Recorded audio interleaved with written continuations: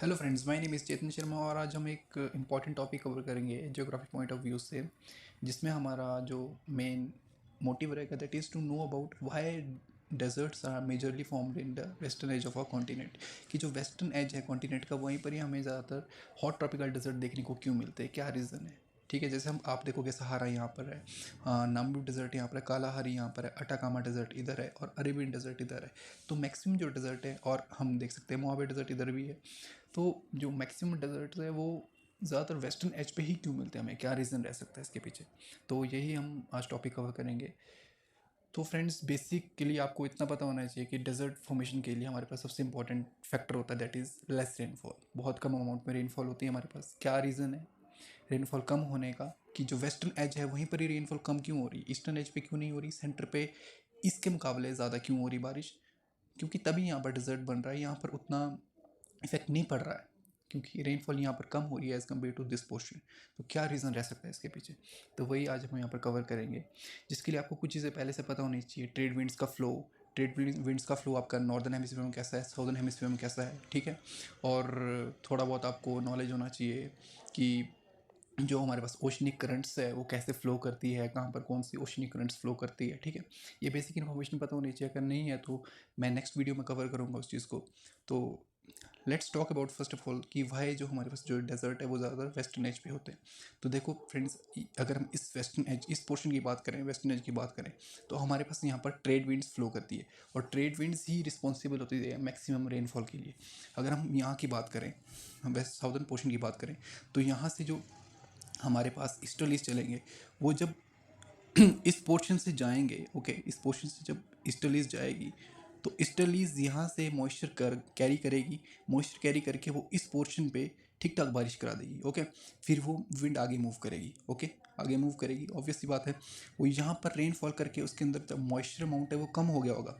जैसे वो यहाँ पहुँचेगी मॉइस्चर अमाउंट और कम होगा, जैसे वो यहाँ पहुँचेगी मॉइस्चर अमाउंट और कम होगा, और एक टाइम आएगा कि वो मॉइस्चर लेस हो जाएगी और इस पोर्शन पे और मैक्सिमम इस पोर्शन पे बारिश बिल्कुल ही कम होगी या फिर ना के बराबर होगी। जिसकी वजह से क्या है कि यहाँ पर कौन सी कंडीशन होगी, एरिड कंडीशन होगी, जो कि डेजर्ट बनने के लिए बहुत ही फेवर करती है, ठीक है। सेम सेम फिनोमेना इधर होगा। जब यहाँ से ट्रेड विंड्स आपकी जाएगी तो वो जब जैसे जैसे वेस्टर्न एज तक पहुँचेगी उसमें मॉइस्चर कंटेंट कम होगा, ठीक है। अगर हम नॉर्दर्न हेमिस्फीयर की बात करें तब भी जब ट्रेड विंड्स यहाँ से आएगी, ट्रेड विंड्स ऐसे आएगी, ओके, तो यहाँ से जब कैरी करेगी मॉइस्चर, वो यहाँ पर बारिश करा देगी, यहाँ पर बारिश करा देगी थोड़ी बहुत, और जैसे जैसे ये वेस्टर्न एज तक जाएगी तो बिल्कुल ही कम, बिल्कुल ही लेस अमाउंट ऑफ रेनफॉल होगी। जिसकी वजह से क्या है कि जो हमारे पास वेस्टर्न एज है वहाँ पर एरिड कंडीशन बनती है और धीरे धीरे वहाँ पर बारिश कम होने की वजह से डेजर्ट बन जाता है। एक तो रीज़न ये रहा कि जो ट्रेड विंड्स का फ्लो है उसकी जो डायरेक्शन है उसकी वजह से ही यहाँ पर जो वेस्टर्न एज है इसमें डेजर्ट बन रहा है। दूसरा रीज़न है, अगर आपने सुना होगा ओशनिक करंट्स, ठीक है। हमारे पास एक वार्म ओशनिक करंट्स होते हैं और एक हमारे पास कोल्ड ओशनिक करंट्स है। कोल्ड ओशनिक करंट्स मीन्स ऐसे ओशनिक करंट्स जो कि हमारे पास पोलर रीजन से इक्वेटर की तरफ आ रहे हैं, और अगर हम वार्म ओशनिक करंट्स की बात करें वो हमारे पास ज़्यादातर इक्वेटर से पोलर रीजन की तरफ जाते हैं, ठीक है। तो जो पोलर रीजन से इक्वेटर की तरफ आ रहे हो तो that is called cold oceanic currents, okay. और जो वार्म, जो हमारे पास हॉट, यहाँ पर हम देखें ट्रॉपिकल रीजन से अगर पोलर रीजन की तरफ जा रहे हैं तो उनको हम बोलते हैं वार्म ओशनिक करंट्स, ठीक है। अगर हम यहाँ की बात देखें, जब भी हम वेस्टर्न एज की बात देखें तो वेस्टर्न एज पे ज़्यादातर हमारे को कोल्ड ओशनिक करंट्स ही मिलेंगे। अगर मैं यहाँ देखूँ, यहाँ कैनरी ओशनिक करंट्स मिलेगा हमारे को, ठीक है। अगर मैं यहाँ पर देखूँ तो बेंगुला बेंगुला ओशनिक करंट्स मिलेंगे, दोनों कोल्ड ओशनिक करंट्स है। और अगर मैं यहाँ देखूँ पेरुवियन ओशनिक करंट्स मिलेंगे जो कि कोल्ड ओशनिक करंट्स है। अगर यहाँ देखोगे तो कैलिफोर्निया ओशनिक करंट्स मिलेंगे जो कि कोल्ड है। तो कोल्ड ओशनिक करंट से क्या होता है ऐसा कि यहाँ पर बारिश नहीं हो पाती। हमें पता है कोल्ड ओशनिक करंट्स जब यहाँ पर आएगी तो यहाँ के आसपास के एटमॉस्फेयर को वो ठंडा कर देगी। जैसे ही ठंडा होगा एटमॉस्फेयर, उसकी वजह से क्या क्या होगा कि हमें पता है जब ज़्यादा गर्मी होती है जिस उसकी वजह से क्या होता है कि जो वेपराइजेशन ज़्यादा होती है और कन्वेक्शनल रेनफॉल होती है, वो कन्वेक्शनल रेनफॉल कम होगी। क्यों? क्योंकि एटमॉस्फेयर ठंडा है, जो वेपराइजेशन का प्रोसेस है वो कम हो रहा है या ना के बराबर हो रहा है। जिसकी वजह से क्या है कि उस ठंडे एटमॉस्फेयर की वजह से क्या है कि वहाँ पर जो है वो लो प्रेशर जोन नहीं बन पा रही, जिसकी वजह से वहाँ पर कन्वेक्शनल रेनफॉल नहीं हो रही है।